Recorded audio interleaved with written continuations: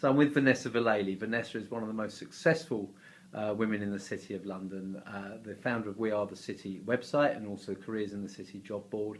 And she's got her new book coming out in September, all about her career and just how she's built her life from an East End girl into a very successful city woman. So Vanessa, can you just tell us a little bit about how important networking has been to your rise in a very male-dominated environment? I'll be honest with you, I wasn't a fan of networking early part of my career. I didn't see its value. I was too busy kind of heads down working, to be honest, up until around about 7 years ago. And I realised that I wanted to leave the job that I was in, and I looked around and realised that my only network was actually an internal network, and they weren't necessarily the people I was going to go to if I wanted to find another job. And it was discovering that there were kind of an abundance of, at the time, women's networks that were out there, and a conversation with a friend of mine that said, go and investigate them. And I was very much of the kind of feeling that doing so would probably be damaging to my career, because was I going to like an anti-feminist, like a feminist movement or something like that. So I went off and investigated them. To be honest with you, I was so uncomfortable during my first networking event. I remember putting my coat down, picking up my glass of water, and I didn't want to turn around and face these sea of people. I didn't understand how to break into a conversation, how to create hooks in terms of my own introduction, that people could kind of make a conversation back with me. I didn't know the appropriate time to leave a conversation.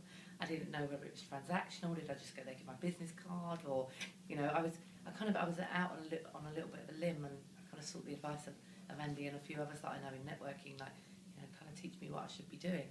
And I didn't want to do it in a way that felt that it was acted as well. Like I was putting on an act every time I went, because I don't think that's being authentic. I wanted to be able to be relaxed and at a networking event because I wanted to be there. And little did I know the value that it would bring in terms of connections, peers, people that have helped, people around me, people that have helped my own career, learning new things. But it's an effort and it's a time investment, especially for me when I first started. I had quite two young children. You always weigh up, is that if I go out this evening, am I going to meet the right people? Am I going to get the ROI in terms of my time? One of the reasons I created We Are the City was to kind of go and investigate all these networks and document that exact stuff for the benefit of others, so they could not do what I had to do, which is originally a huge Google search of what these networks are, what they stood for, who they'd accept, how much it would cost. So it was all that kind of investigation. Now, and about the most successful, I would say I'm an avid networker. I'm a massive supporter of it. I push it down to younger generations as well, because it has been so important in my own career. And I think regardless or not whether I'm in a corporate structure, I think I appreciate the benefit of networking. When I travel to other countries, I research what networks are there, and I go off and I meet new people. I think it helps that I'm naturally interested in other people's stories. But now I do know quite an abundance of people. It turns into a lot of hard work, because as people start to talk to me, I'm like, right, I can connect you to this person, I can connect you to that person, and I get a great deal of pleasure of hearing those stories replayed back to me in terms of how these people have made what I call magic, and they've gone off to do business ventures or they've gone off to help each other. So, it's a fundamental part of my life. Okay, so someone is in the situation that you described yourself in. They've got young kids. They're a woman working, in a male environment, and that I hear a lot that can be a problem. Mm-hmm. What advice would you give to them? So 3 top tips. I'd say, although yes, we do have male-dominated environments, but again, don't see it as a barrier.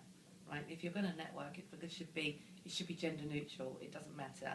There may not necessarily be opportunities for you within your own firm, but there's an abundance of different networks outside of your corporate environment.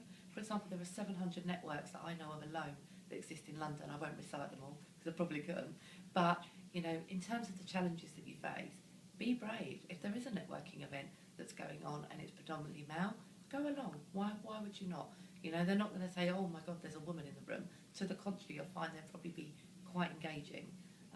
So I would say, don't see the barriers. Be brave and step out there. And the other thing is that be prepared to make mistakes. There'll be networking events you go to that are perhaps not, you don't feel as welcome, or the topic's not right, or stuff like that. But again, if you don't put your toe in the water, you'll never know. So that would be my top tips. That's brilliant. Thanks, Vanessa.